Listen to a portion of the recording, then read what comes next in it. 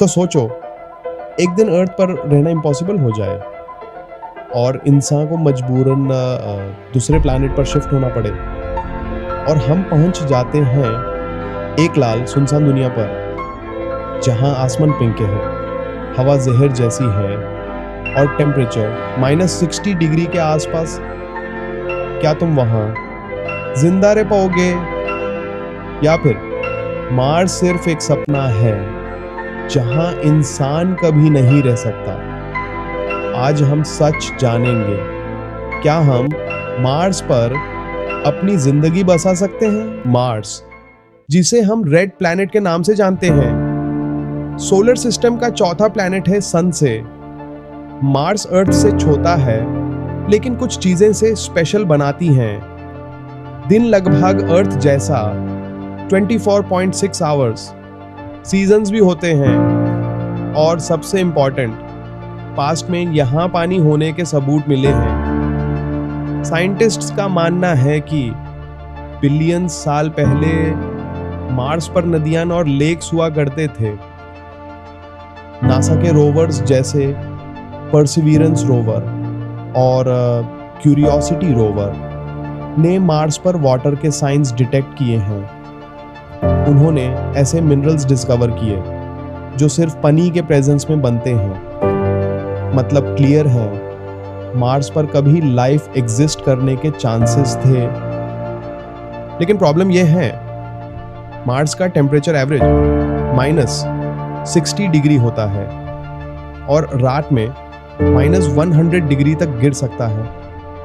Atmosphere भी बहुत thin है और उसमें 95% कार्बन डाइऑक्साइड है, ऑक्सीजन ऑलमोस्ट नहीं।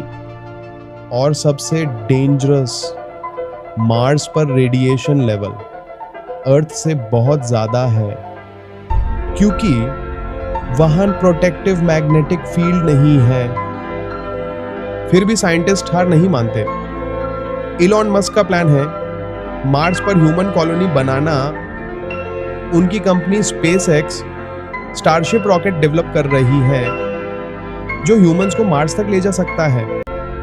आइडिया ये है, मार्स को स्लोली टेराफॉर्म किया जाए, मतलब उसे अर्थ जैसा बनाया जाए।